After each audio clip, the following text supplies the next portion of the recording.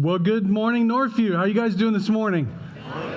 Man, it is good to see you guys. 3 services cannot come soon enough. Holy smokes. Oh, gosh, this is exciting. Guys, if this is one of your first times here and you're feeling a little crowded and you're wondering, did they have a seat for me? 2 weeks from today, as Sean said, we are going to 3 services. We're excited about that, excited about what God is doing. As you think about Easter, again, to reiterate what Sean said, there is a Saturday service. One of the most evangelistic things you guys might do that weekend is come to church on Saturday. If you're worried about the crowd and you're worried about what might be, that'll be a service that might be one to consider. But man, it's so good to see God moving, so good to be here and to be in John again. We've been doing a series, if you're new, called Signs. There are 7 miracles in the Gospel of John, all pointing to the fact that Jesus is no ordinary man. We've been looking at each one of these as kind of a lead up to Easter, and we've got a great story in John chapter 9 today to dive into. So if you have a Bible or Bible app on your phone, go ahead and turn there. While you guys are turning there, can I tell you about my one and only modeling gig in my life? It's true. It happened. It did happen. It's a real paid modeling gig. I know some of you are like, well, obviously, of course. And then some of you are like, are you kidding me? Someone actually did? But in my late 20s, I was approached by an ad agency. They were just looking for handsome men out in the world.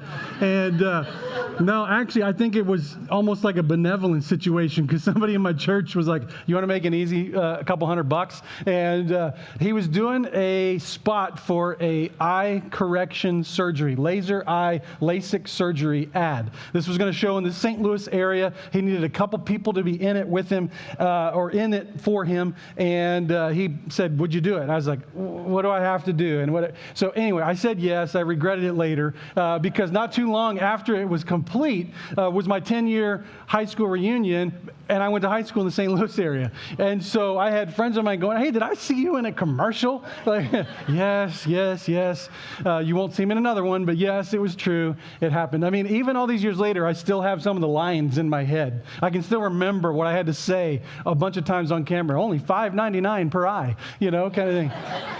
And we went through the whole thing. I had to act a little bit. I had to do a couple glamour shots, I guess you could say. And when it was all said and done, they gave me, I think, $150, $200 and said, if this takes off, we'll call you back and we'll do a little more. Well, to no one's surprise, it went nowhere, okay? Nowhere, right? I don't think it made them any clients at all. The real fun part for me as I was doing the whole experience was, I have bad eyes, and I've never had LASIK. I'm wearing contacts as I'm standing here looking straight into a camera, talking about how it's changed my life and how it's, opened my eyes, and I can see now, and just $5.99 per eye. Actually, for me, I'm not even a candidate for this. I have a condition with my corneas that made me a non-candidate for the surgery. So it was a complete pose job. I was a complete poser in the whole thing. Nothing about my situation was genuine or real. And I've had bad eyes since I was in grade school. So that being said, let me kind of see, based here on our crowd, where our good eyes and our bad eyes are. I'm going to start with the good eyes. How many of you, show of hands, nice and high, are 20/20 vision people? Put those hands up, okay? All right. Keep them up. Everybody else, look around. There are all the villains in life right there. I don't know what you guys did to gain favor with God. I don't know what we did to lose favor with God. I have wondered my whole life. I've got a house full of people who have good eyes. I'm the only one who has to do this whole routine with contacts or glasses. Can't see anything, and it's getting progressively worse as I'm getting older. Life is just not fair. I don't know what I did wrong. Sometimes I take it to God and I ask, how was I ever so cursed? So cursed. Well, keep that thought in mind because that idea connects very well with our story in John 9 when Jesus heals this blind man. In fact, Jesus is with his disciples, and John 9 starts off and says that when they were going along, he saw a man blind from birth.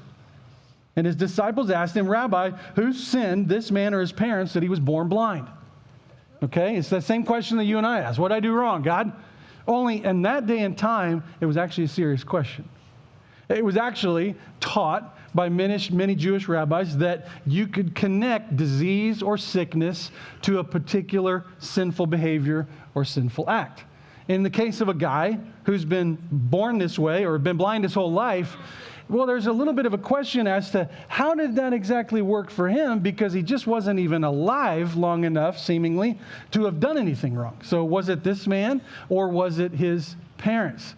There was a distinct belief, and they were just kind of speaking to it. It wasn't an out of the way question. And Jesus doesn't answer fully the question about how or why or what connection any sickness or illness has to a particular lifestyle. But the general teaching scripturally is that don't try to connect specific behavioral things with specific sicknesses or deaths. There's a more general answer that the world has been broken by sin, and part of that brokenness is that there is a sin, or there is a sickness mark that's been left on the earth, and sickness and death are a part of that reality. Now, there certainly are, and even in the scriptures, certain times where someone's specific action is very obviously, or their lifestyle is very obviously connected to something that brought them harm. There's a natural consequence sometimes to some of this stuff, and that makes sense in this situation as well. But in this particular case, Jesus quickly answers the question. He says in verse 3, neither this man nor his parents sinned, but this happened so that the works of God might be displayed in him. And as long as it's day, we must do the works of him who sent me. Night is coming when no one can work, and while I'm in the world, I'm the light of the world. And after saying this, he spit on the ground. He made some mud with saliva. He put it on the man's eyes. Go, he told him, wash in the pool of Siloam. And this word means sent. So the man went and washed, and he came home seeing. We'll stop there for a second because there's a lot in that. I know that was just a few verses, but that's a lot. Okay, he comes by this blind man who sinned, him or his parents. Nobody did. It's not connected to that, guys. This happened so that God's glory could be revealed in his life. Jesus, in a way that only he could do. No one argued, but he just spit, hawked a loogie, whatever you want to call it, onto the ground, made some mud, put it in a guy's eyes. I don't know what you would do if that happened to you or if you saw that happen to somebody else. But I think it would put you on attention in the moment. And then he says to the blind man, go from this point, leave here, and go wash in the pool of Siloam. In other words, he told a guy who can't see to go find a specific place to wash off, and then just left him to it. But the man did it. He found his way to that pool, he washed, and he could see. Now, you might imagine that if this is something where he's been blind his whole life, everybody knows it. It's not a poser like me in the commercial who hasn't actually been healed. This is genuinely a guy who's never been able to see, and now he can. You would imagine that there's a party that would follow. There would be a celebration that would come after this. But the interesting thing is that that's not at all what happens. It doesn't become a celebration. It becomes an interrogation. Because it's the Sabbath. There wasn't supposed to be any work done on the Sabbath. Jesus shouldn't have healed this man in many Jewish leaders' eyes. So they have questions that they want answers to. And so the next part of the verse begins to unpack, or the story begins to unpack this controversy that followed. The neighbors and those who had formerly seen him begging said, is this the same man who used to sit and beg? Now, some claimed that he was. Others said, no, it just looks like him. But he himself insisted, I am that man. Well, how then were your eyes opened, they asked. And he said, well, the man they called Jesus made some mud and put it on my eyes.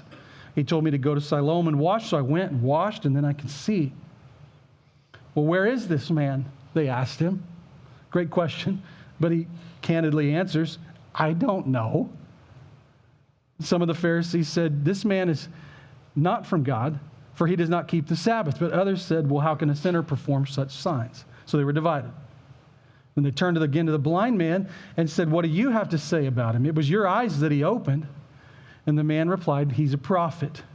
Well, they don't like his answers. He starts to get particularly bold as this conversation goes on. There's a little bit of humor that you can start to read into the story, like when they ask him, well, who did this? Guys, I've been blind my whole life.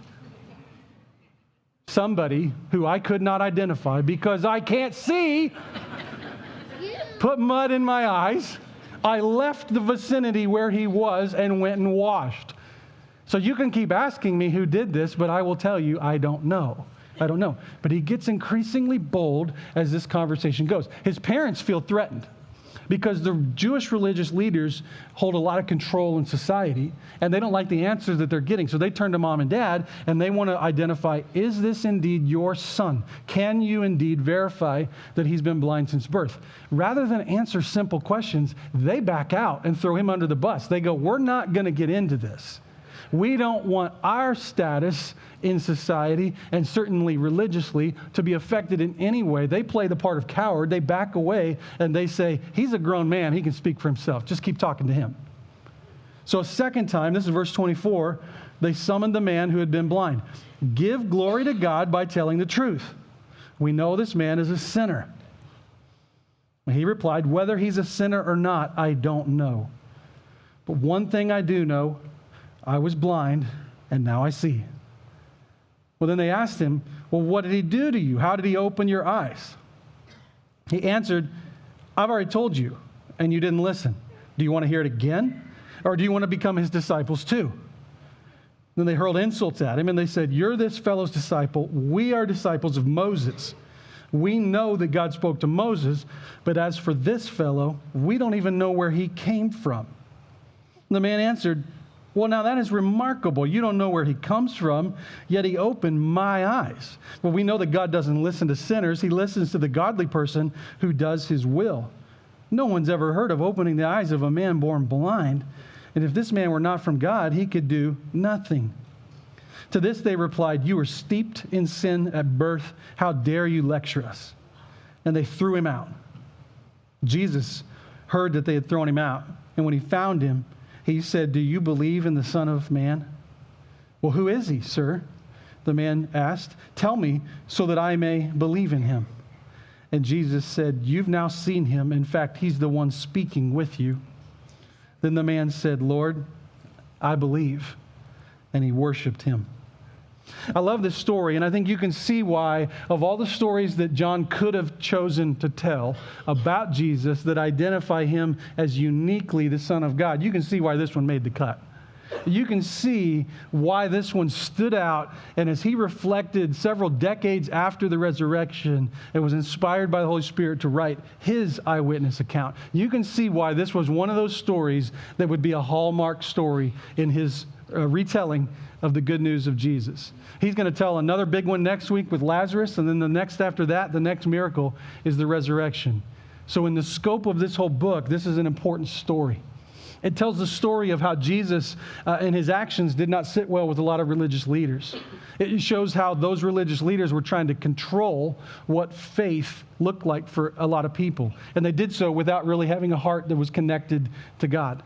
It also shows how Jesus had a heart to bring people into relationship with him. And I think that is really where this story shines for us, because it shows a very repeatable pattern that people for 2,000 years have experienced as they have started, grown, and developed in a relationship with Jesus.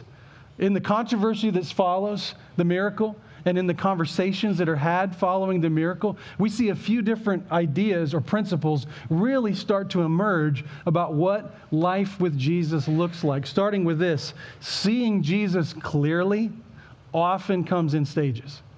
Like people, when they come into a conversation or an initial connection to Jesus, they don't always fully understand everything there is to know. And over time, things start to become more clear to them. This guy kind of goes on a journey. There's an arc that you see him go on. And it's important because it's almost highlighting like not just that his eyes could physically see, but also that he could comprehend what he was seeing. And medical experts will tell you that when it comes to blindness and any opportunities that exist in today's world through medicine or surgery to correct blindness doesn't just require the eyes to function, but also requires the retraining of the brain to be able to comprehend what those eyes are seeing. There's a guy over in India named Pawan Sinha, and he's got a program over there that in Sanskrit means light. He's helped 440 children who were born without cataracts learn or to be able to see. But not just to be able to see, but to be able to learn and comprehend what they're seeing. Childhood blindness is a big deal in India, and he thinks with his research and with his expertise that over the next several decades that they'll be able to help several 100,000 children who are born in similar situations. But his research has not just uncovered the medical part of how to do this surgery on the eyes, but also how children, as compared to adults, are responding so differently to this process. Because the mind and the ability to absorb and filter and take in information is so much different as a child than it is as an adult. What I'm saying is some of the adults who have had this surgery, after the initial euphoria of being able to see, have been slammed into depression because they can't comprehend what they're seeing. Their brain cannot begin to understand and put things together. We have no idea what actually is going on in the minds of our children or when we were children. But in those earliest years, our brains are in overdrive learning how to comprehend what we see with our eyes. In this miracle, this man has an opportunity to not just have his sight restored, but to have his mind understand what his eyes are seeing. This parallels another healing that Jesus did. Only that healing was actually in 2 stages. He touches a man's eyes and he heals a man in that story, and then he says, "Tell me what you see." And he says, "I see men walking around like trees." Well, he doesn't know what men or trees look like, but it's almost as if he's describing that my eyes now function, I just can't make any sense of it. Jesus touches him again, and now he can see. Most commentators believe that this 2-stage healing was doing 2 things. The first part healed the actual functioning of the eyes. The second part healed his mind, his brain, so that he could comprehend what he was seeing. In this story that we read, this man has both miracles happen simultaneously. Not just that he could see, but that he could understand what he would see. And immediately he could see the world clearly.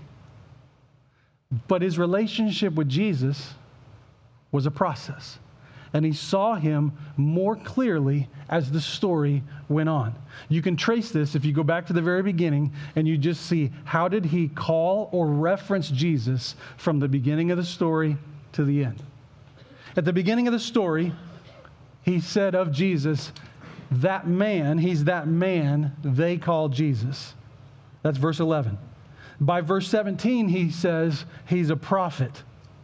By verse 33, he says he's from God. And in verse 38, he makes a personal declaration. Lord. It's a process. And seeing Jesus clearly is a process. It's because it's a relationship. And relationships develop over time. Like you and I, if we were to get to know each other, I wouldn't exchange the book of me with you, and you exchange the book of you, and you read my book and I read your book, and we go, oh, I know each other. We got it. That's not how relationships work, right? Relationships take time. They take communication. And you see more clearly over time who it is you're engaging with.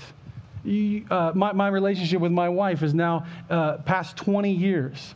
I know her more now than I ever even thought there was to know about her after year 1. I didn't even know there was the depths that I've come to understand or know now. And we never ever wrote anything down and communicated it that way to each other. It's just by walking alongside each other that depth of relationship has developed. What I'm saying is that this miracle of healing did exactly what it was designed to do. And this is why God sometimes does big, major things in life. He does it so he can start a relationship, or maybe start again a relationship with someone. Not that in that moment they figure everything out, but that it could start propelling someone towards a next step. We love to talk about next steps around here. And the reason we talk about next steps a lot as a church is, who of us could ever say that we see Jesus totally clearly? That in our present life, there's not an ounce of distortion, there's not an ounce of fuzziness, that we see him 100% perfectly and clearly. That there's nothing obstructing our view. Nobody can say that. And so we're always in that conversation of like, how do I get closer to him? So that journey that I'm on with him can be one where I see him more clearly. That's again why I love this story, because I think it answers that question. And the answer, the simplest one, is this: obedience brings blurry faith into focus. That however you see Jesus now, if you want to see him more sharply, more clearly, the secret sauce is do what he says. The secret sauce is obedience. Every miracle that John has told us in this book has had that same tone. You can go with the first one, water into wine. What happened? Mary told the servants, do whatever Jesus said. And they did. And when he told them to draw the water out of the ceremonial jars and serve it to the master of the banquet, he responded and walked into that moment with them, and their obedience was met with a miracle. In the next story, he heals a boy of a leader, a royal official. The royal official wanted Jesus to come with him back to his house. He says, no, you go home in faith. I'll heal your son. He'll be fine. To the paralyzed man that was at the pool, he said, get up. He had to respond in faith. To the 5,000, the multitude that Jesus fed with 5 loaves and 2 fish, he said, have everybody sit down in groups of 50 and 100. In the walking on water, he told the disciples, don't be afraid. And in today's story, he told a blind man to navigate his way across town to a specific pool and wash his eyes. Makes me wonder this. What miracles in our life do we miss because we won't obey what God has plainly called us to obey? What ways are we trying to circumvent the things that God has obviously spoken to, clearly revealed, and said, no, I'm going to find a different path to knowing God better? One of my ministry mentors used to say this, and it was one of my favorite things he ever said. Most Christians are educated well beyond their level of obedience. And what he would say is, a lot of times we think when we need to grow with Jesus, want to grow closer, want to see Jesus more clearly, we say, I'm gonna read this book, or I'm gonna pray more, or I'm gonna fast, or we start putting some things in here. Instead of just going back to the obvious is just do what he says. Just do what he says. Just be obedient. And maybe for you this connects to purity. Maybe this connects in your mind, on your journey with generosity, or baptism, or forgiving someone, knowing you are called to do it, or evangelism, sharing your faith. Whatever it is, God's spoken plainly and clearly in all those areas. And we want to see God so clearly, but he says, just if you do this, you will. If you walk with me, you will. When I got contacts for the first time, I remember going to the eye doctor, and you guys that have perfect vision, just tune out, because you don't remember this. You'll never experience it. But you have to go through this really awkward process where they put this thing over your face, and your eyes are looking through 2 glass little windows, basically. And what they're doing is they're trying to figure out your exact prescription.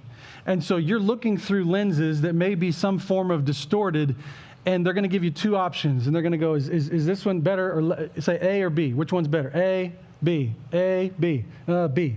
Okay, now 1, 2, 1, 2. And they're making adjustments every time. And you got to whittle this whole thing down. And slowly but surely, that prescription begins to develop. Not only that, your eyes begin to see clearly. It's a journey. It's a process. But what's another name? That whole journey is a part of getting you fitted for contacts or glasses. But what's another name for glasses? corrective lenses. On your driver's license, they don't say, do you wear glasses? They'll say corrective lenses. What that means is your eyes don't see right. And you need to submit to these contacts or glasses for your eyes to see right. It is so similar with Jesus. Without submitting to Him, there is not a way to see the world clearly. But as we submit to Him, every day the world becomes more vivid, more clear, and we begin to see things as they really are. I remember walking out after my very first set of contacts and glasses were put on. Walking out of the eye doctor's office, and the world as I had formerly lived in was gone, and a new world was out in front of me. I mean, I was blown away by what I was experiencing. I mean, everything just seemed brighter. There were signs that I didn't know humans could read. I was like, I can read that. I never knew. That's why signs are good, because you can see them and you can read them. I could read street signs. I could never read street signs until I got right up on them. I had hid for so long behind my fear of having to wear glasses and being made fun of. That's what I thought, right? And the only thing that finally made me do it was I was goofing around with a buddy of mine who was wearing rec specs. You remember those basketball glasses? And I put them on to kind of clown around. And when I put them on, I was like, oh, shoot. I can see. I didn't know you could see the rim. It was just this big orange blur, and I just kind of shot for the middle of it. You can actually see the way the whole thing, wow. Okay, and I finally got myself the courage to talk to mom and dad and say, I think I need help. I think I need glasses. I walked out of that eye doctor's office, and I couldn't stop talking about things. I was reading off street signs, and I was reading off things that my eyes had formerly not been able to see. Because here's what happens when your eyes are opened. Open eyes don't just see. Open eyes speak. They speak to what they see.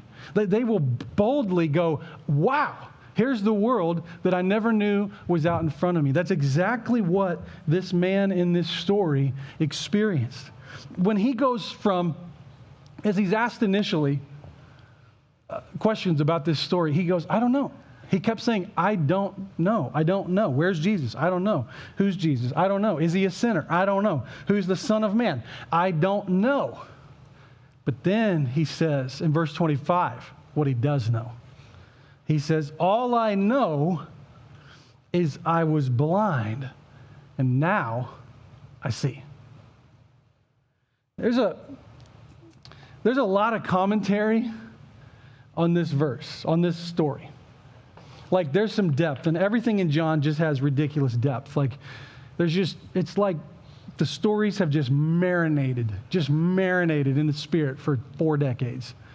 And you just can't hardly get to the bottom. And so there's a lot of conversation about the pool that he washed in and the mud that he wiped on his eyes. You know, I mean, one of the connections is to creation, and that Jesus was reenacting creation when he made this man's eyes well. Like he formed Adam out of the dust of the ground, Eve out of the dust of the ground, so he formed this man and remade his eyes.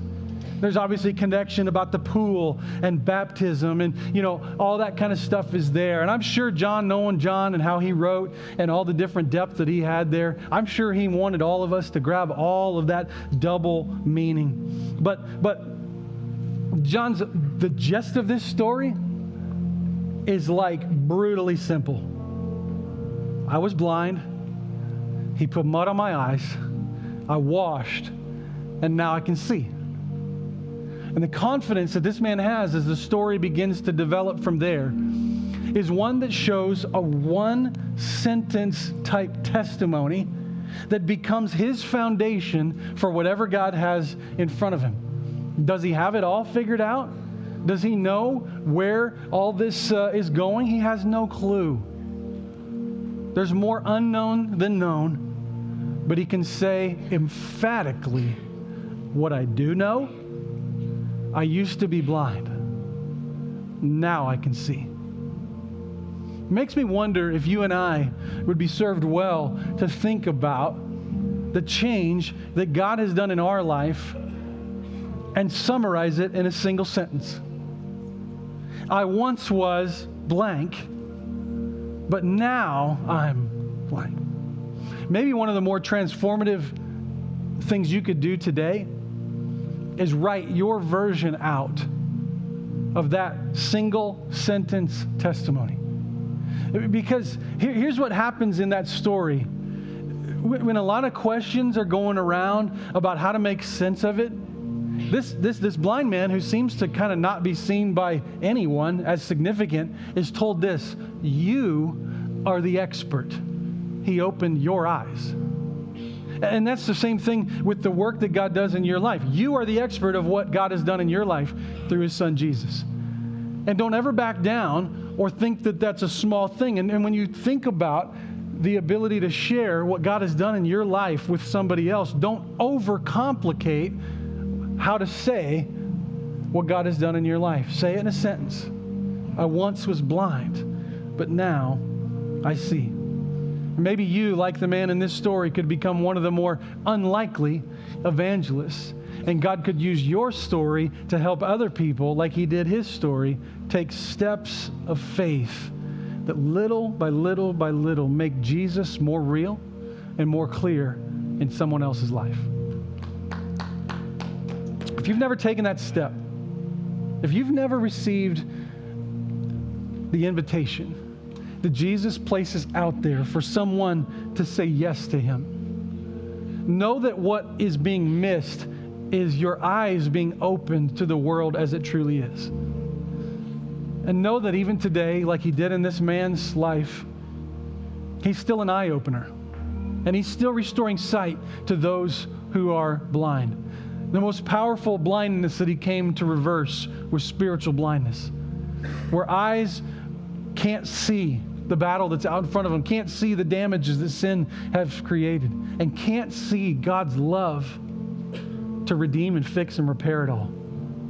May your eyes be opened to Jesus. May you see and find life in His name. May you believe and know that He sees you in this moment and that He wants for you a relationship to grow and to develop and to become more vivid and more intimate and more real than it was yesterday. But the secret to finding that experience and to seeing Him more clearly is just to continue to do what He says. So when He extends the invitation to follow, you say yes. When He calls you to leave it all behind to follow Him, you say okay. When He says, this is how I want to shape you, and these are the things that matter to me, so they must matter to you, you say they will. And you take one step after another, and you don't just believe that Jesus is real, but you start to see what John was talking about at the end of his book. You find life in His name. That's my hope for you today, is that you would find life in Jesus, that your eyes would see, and that your spirit would be willing to submit to Him in all ways and at all times. If that's you and you're ready to respond, I invite you as we sing this next song to either come back to the back and meet with me. I'd love to pray with you, help you take that step. You can respond using the code on the screen. You can stop at Connect Corner after the service. We want to help you take that step. But for everybody else, if you have taken that step, may you use this moment to say, God, open my eyes to your presence in my life and allow me to boldly go wherever you call me to go. Will you stand with me? Let's pray. Heavenly Father, God, today we give this to you, this moment to you, this weekend to you, this day to you. More importantly, God, we give our lives to you. And God, as you open our eyes to the world that you would have for us, God, may we be captivated by your interest and involvement in our life. May we be willing to submit to whatever correction, whatever change, whatever new view that you want us to have.